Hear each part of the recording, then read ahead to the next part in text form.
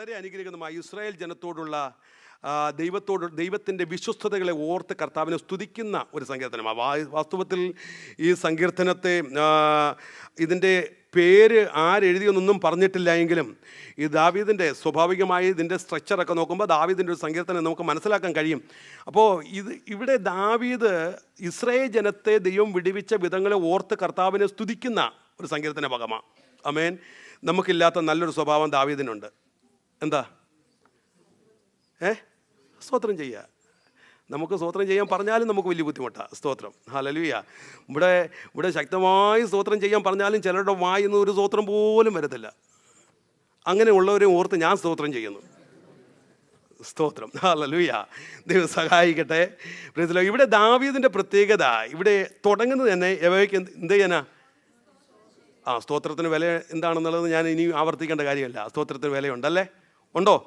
സ്തോത്രത്തിന് വിലയുണ്ടെന്ന് വിശ്വസിക്കുന്നവർ മാത്രം, എല്ലാവരും അല്ല, വിശ്വസിക്കുന്ന സ്തോത്രത്തിന് വിലയുണ്ടെന്ന് വിശ്വസിക്കുന്ന മാത്രം. ആമേൻ, ഹല്ലേലൂയ, സ്തോത്രം, ആമേൻ. ദൈവം സഹായിക്കട്ടെ. ഇവിടെ ഈ സങ്കീർത്തനം ദൈവം തൻ്റെ ജനത്തിന് വേണ്ടി ചെയ്ത മഹാത്ഭുതങ്ങളെ വിവരിക്കുന്ന ദീർഘമായ പട്ടിക ഉൾപ്പെട്ട ഒരു സങ്കീർത്തനമായ 105 സങ്കീർത്തനം. ഏതാണ്ട് സ്തോത്രം 45 വാക്യങ്ങൾ അടങ്ങിയ സുദീർഘമായ ഒരു സങ്കീർത്തനമായി 105 സങ്കീർത്തനം. ഹല്ലേലൂയ. ഈ 104 സങ്കീർത്തനം നമ്മൾ പഠിക്കുമ്പോൾ പ്രപഞ്ചത്തിൽ വെളിപ്പെട്ട ദൈവത്തിൻ്റെ ശക്തിയെക്കുറിച്ച് വിവരിക്കുമ്പോൾ 105 സങ്കീർത്തനത്തിൽ തൻ്റെ ജനത്തിനു വേണ്ടി ദൈവം ചെയ്ത അത്ഭുത പ്രവർത്തികളെ ഓർത്ത് കർത്താവിനെ സ്തുതിക്കുന്ന ഒരു സങ്കീർത്തനമാണ്. ആമേൻ. ദൈവമക്കൾ എപ്പോഴും ഓർക്കേണ്ട ഒരു കാര്യമുണ്ട്, കർത്താവ് നമ്മെ നടത്തിയ വിധങ്ങൾ. ഹല്ലേലൂയ. അത് ഓർത്ത് കർത്താവിനെ സ്തുതിക്കണം. കർത്താവ് നമ്മെ വീണ്ടെടുത്ത വിധങ്ങൾ, പരിപാലിച്ച വിധങ്ങൾ, കർത്താവ് നൽകി തന്ന ഓരോന്നിനും നമ്മൾ സ്തോത്രം ചെയ്യണം. നമ്മൾ എനിക്ക് തോന്നുന്നത് എയർ കണ്ടീഷൻ പോലും ഇടാതെ എയർ കണ്ടീഷൻ്റെ അനുഭവത്തിലാണ് നമ്മൾ ഇവിടുന്ന് ആരാധിക്കുന്നത്. ആമേൻ. നാട്ടിലൊക്കെ ഞങ്ങൾ 3 ആഴ്ച പോയപ്പോൾ ഞങ്ങൾക്ക് മനസ്സിലായി ഇതിൻ്റെ തമ്മിലുള്ള വ്യത്യാസം. ആമേൻ. ഞാനിവിടെ നിന്ന് ചിന്തിക്കായിരുന്നു, നമ്മളൊക്കെ എത്രയോ ഭാഗ്യമുള്ളവരാണ്. ഈ ഭാഗ്യം പലപ്പോഴും നമ്മൾ ഓർക്കാറില്ല. നിങ്ങൾക്ക് ലഭിച്ച ബ്ലെസ്സിങ്സിനെ കുറിച്ച് നിങ്ങൾ പലപ്പോഴും ചിന്തിക്കാറില്ല. ഇതില്ലാതെ വരുമ്പോഴാണ് അതിൻ്റെ വ്യത്യാസം നമ്മൾ മനസ്സിലാക്കുന്നത്. നാട്ടിൽ ഇരുന്നൊന്ന് ആരാധിക്കാൻ കഴിയുന്നില്ല, അത്രമാത്രം ചൂട്. നാട്ടിൽ ഇറങ്ങി നടക്കാൻ കഴിയുന്നില്ല, സ്വാതന്ത്ര്യത്തോടെ ഒരു പ്രയാസമില്ലാതെ ഇവിടെ ഇറങ്ങി നടക്കാൻ കഴിയുന്നില്ലേ? സ്തോത്രം, ഹല്ലേലൂയ. ഇത്രമാത്രം നല്ല ബ്ലെസ്സിങ്സ് ദൈവം നൽകി അനുഭവിച്ചിട്ടും ഇതിന് നമുക്ക് നന്ദി കരാറ്റാൻ കഴിയത്തില്ലെങ്കിൽ നമ്മെപ്പോലെ ബാക്കി നിങ്ങൾ പൂരിപ്പിച്ചോ അല്ലേ? സ്തോത്രം. വേറെ ഒരു ജാതി അല്ലേ, ഞാൻ പറഞ്ഞതല്ലേ, ഇതുപോലൊരു ജാതി ഉണ്ടോ എന്ന് ചോദിക്കുന്നത് പോലെ, ഹല്ലേലൂയ, ഇത്രയും നന്മകൾ അനുഭവിക്കാൻ കഴിഞ്ഞിട്ടും കർത്താവിനെ സ്തുതിക്കാൻ കഴിഞ്ഞെങ്കിൽ നമ്മെപ്പോലെ നന്ദിയില്ലാത്ത ഒരു കൂട്ടർ വേറെ ഇല്ലെന്ന് വേണം പറയാൻ. ആമേൻ, സ്തോത്രം.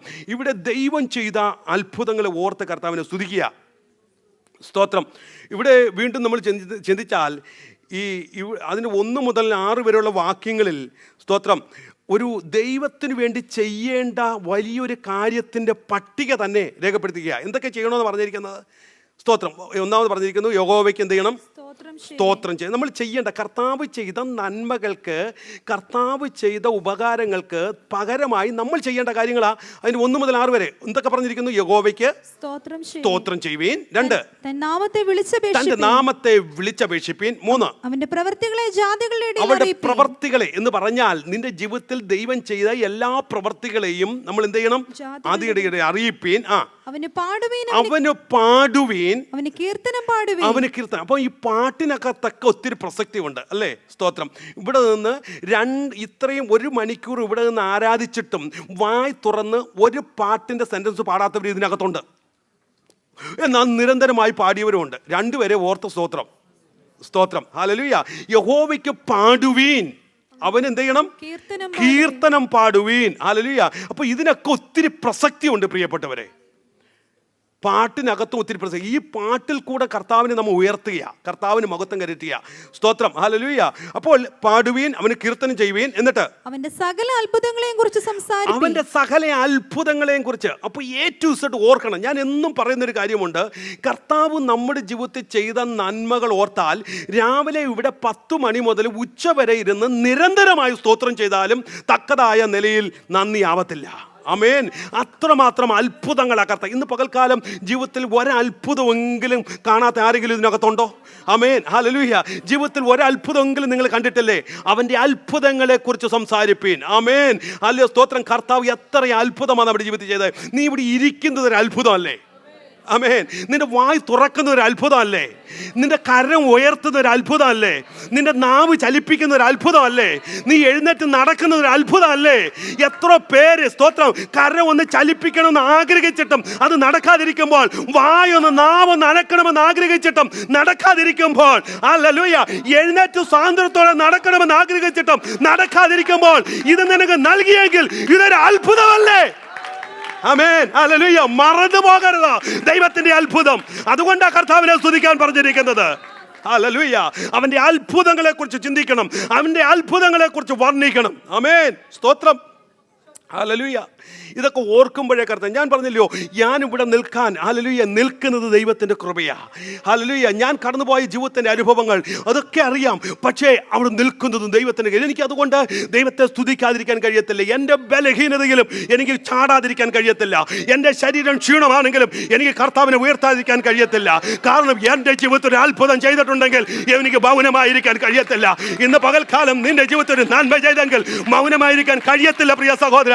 എൻ്റെ കർത്താവിന് ചെയ്ത അത്ഭുതങ്ങൾ ഓർത്ത് കർത്താവിനെ സ്തുതിക്കുന്നവരായി തീരണം നമ്മൾ. Hallelujah, hallelujah. എത്ര അത്ഭുതമാണ് നമുക്ക് ചെയ്തത്. ഇവിടെ സങ്കീർത്തനക്കാരൻ പറയാ, അവന്റെ അത്ഭുതങ്ങളെ കുറിച്ചൊന്ന് സംസാരിപ്പിൻ. നിങ്ങൾ സംസാരിക്കണ്ട, നിങ്ങളൊന്ന് ഓർത്ത് നോക്കിക്കേ, ഒന്ന് പിറകിലൊക്കെ തിരിഞ്ഞു നോക്കിക്കേ. എത്ര അത്ഭുതം ചെയ്തേ. നീ വീണ് തകർന്ന് തരിപ്പടമാകാമായിരുന്നു, കർത്താവ് വിടുവിച്ചില്ലേ?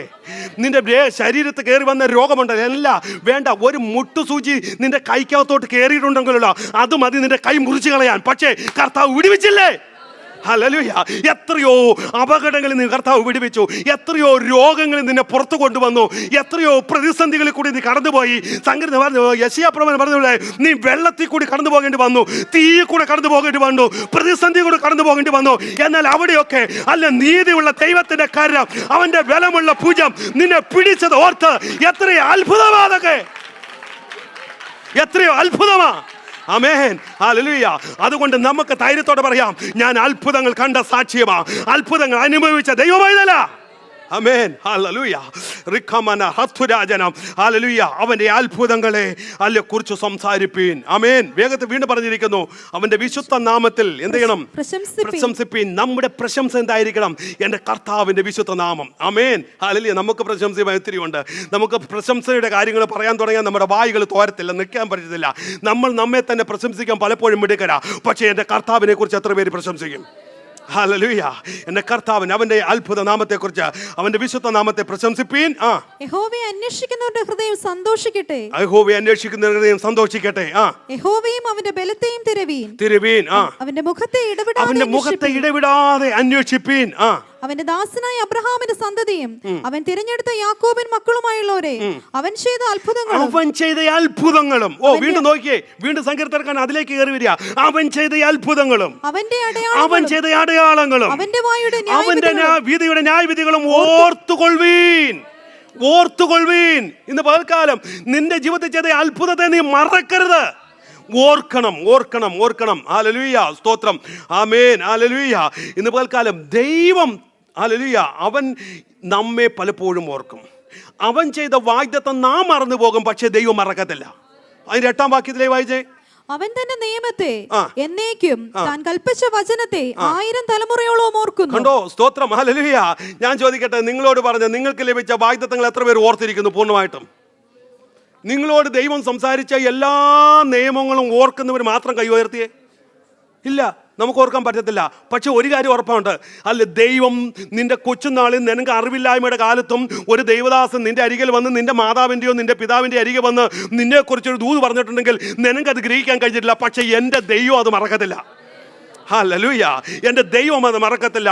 നിന്നോട് അരുളി ചെയ്ത നിയമത്തെ എന്നേക്കും എന്ന 1000 തലമുറകളേറെ ഓർക്കുന്നൊരു ദൈവമാ. ആമേൻ. ഇന്ന് പകൽക്കാലം നമ്മൾ പലതും മറന്നു പോകുന്നത് കൊണ്ടാണ് നമുക്ക് സ്തുതിക്കാതിരിക്കാൻ കഴിയുന്നത്. നമ്മൾ പലതും മറന്നു പോകുന്നത് കൊണ്ടാണ് കർത്താവിൻ്റെ ആലയത്തിൽ വന്നാലും കർത്താവിനെ മഹത്വപ്പെടുത്താൻ കഴിയാതിരിക്കുന്നത് കൊണ്ട് ഇന്ന് പകൽക്കാലം ഹല്ലേലൂയ. അതുകൊണ്ടാണ് സങ്കീർത്തനക്കാരൻ 103 സങ്കീർത്തനം പറഞ്ഞിരിക്കുന്നത്, എൻ മനമേ യഹോവയെ വാഴ്ത്തുക, എൻ്റെ സർവാന്തരംഗമേ അവൻ്റെ വിശുദ്ധ നാമത്തെ വാഴ്ത്തുക, എൻ മനമേ യഹോവയെ വാഴ്ത്തുക. അവൻ്റെ ഒന്ന് പറഞ്ഞേ, സഭ ചേർന്ന് പറ, അവൻ്റെ ഓ ആമേൻ. ഇത്ര പേര് അവൻ്റെ ഉപകാരങ്ങൾ ഒന്നും മറക്കരുത്, മറക്കരുത്, മറക്കരുത്. ഹല്ലേലൂയ. ഇവിടെ ദൈവം ചെയ്ത അത്ഭുതത്തിൻ്റെ പ്രതികരണമാണ് നമുക്കിവിടെ കാണാൻ കഴിയുന്നത്. സ്തോത്രം. ദൈവമായ കർത്താവ് സഹായിക്കട്ടെ. ഞാൻ ദീർഘിപ്പിച്ച് മുന്നോട്ട് പോകുന്നില്ല. വളരെ പ്രാർത്ഥനയോടെ നമുക്ക് ദൈവസ്ഥലായിരിക്കാം.